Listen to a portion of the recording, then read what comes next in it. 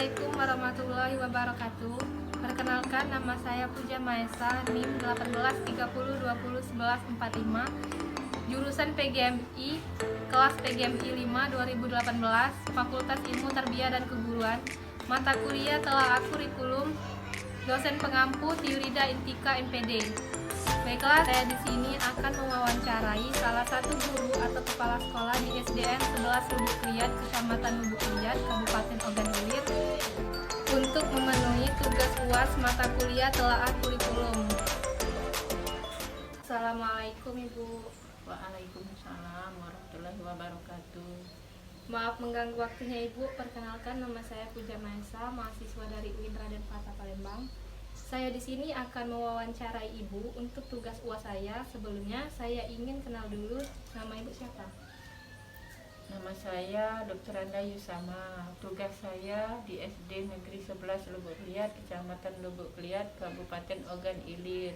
Di SD tersebut saya sebagai kepala sekolah. Baiklah Bu, untuk menghemat waktu saya mulai saja untuk bertanya pada Ibu. Silakan.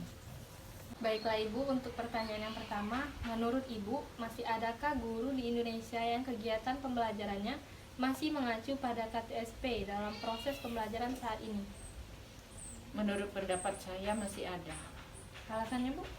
Karena kurikulum K13 secara bertahap dipakai di sekolah dasar.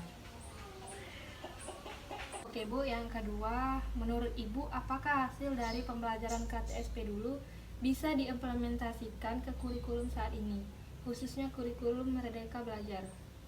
Menurut saya, hasil dari pembelajaran KTSP dulu bisa diimplementasikan ke kurikulum saat ini, khususnya kurikulum Merdeka Belajar. Karena sama-sama mempunyai tujuan pembelajaran, kegiatan pembelajaran yang menghasilkan nilai pendidikan karakter yang harus dimiliki oleh siswa saat ini, antara lain yaitu religius, jujur, kreatif, disiplin, kerja keras, tanggung jawab, dan cinta tanah air. Ibu, untuk pertanyaan yang ketiga, bisakah Ibu menjelaskan permasalahan yang sering terjadi pada kurikulum K13 dan apa saja kekurangan dan kelebihan dalam menggunakan kurikulum K13 tersebut?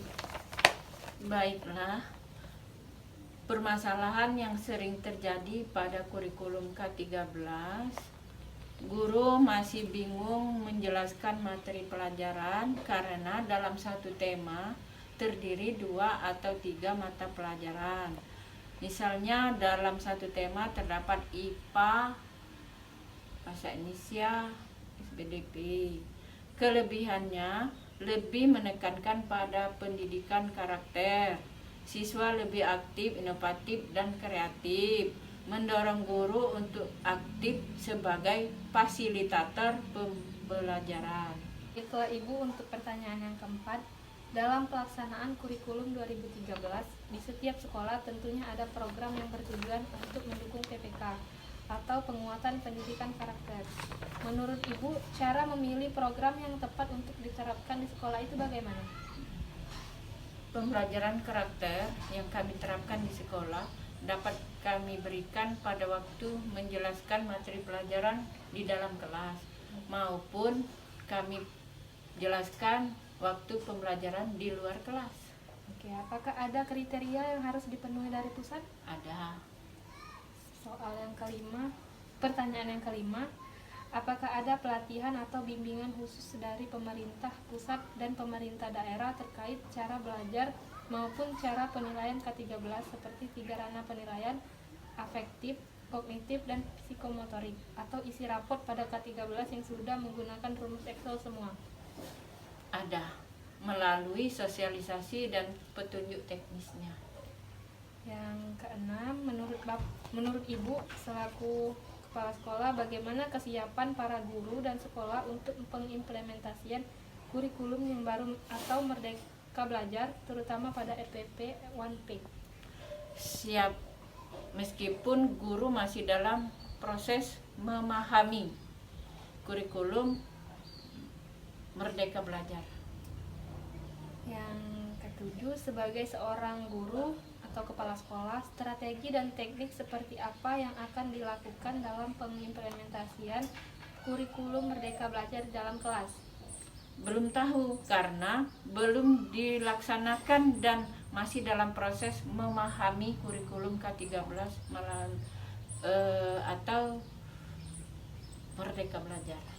Ibu, pertanyaan yang ke-8, menurut sumber yang saya cari, konsep belajar merdeka USBN akan diganti dengan ujian asesmen yang diselenggarakan hanya oleh sekolah. Ujian untuk menilai kompetensi siswa yang dapat dilakukan dalam bentuk tes tertulis atau bentuk penilaian lain yang lebih komprehensif, seperti portofolio dan penugasan seperti tugas kelompok, karya tulis, dan lain sebagainya. Apakah itu efektif menurut Ibu? Menurut saya itu efektif karena anak diberi kebebasan untuk berpikir secara nalar.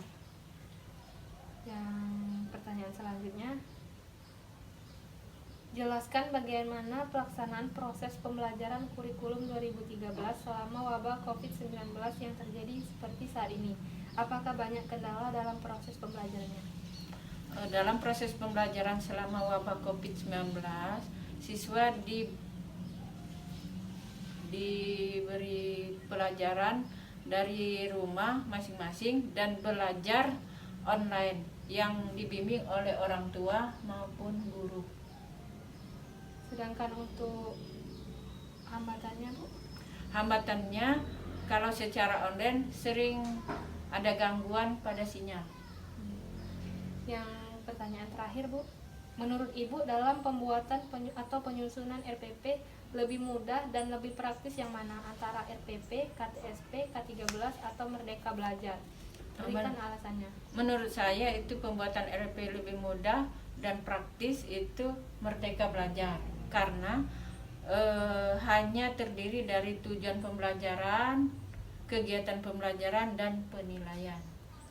Oke, Ibu, terima kasih atas jawaban dari pertanyaan saya tadi. Maaf bila ada salah kata, dan terima kasih dan maaf telah mengganggu waktu Ibu. Tidak apa-apa. Saya ucapkan Assalamualaikum warahmatullahi wabarakatuh. Waalaikumsalam warahmatullahi wabarakatuh.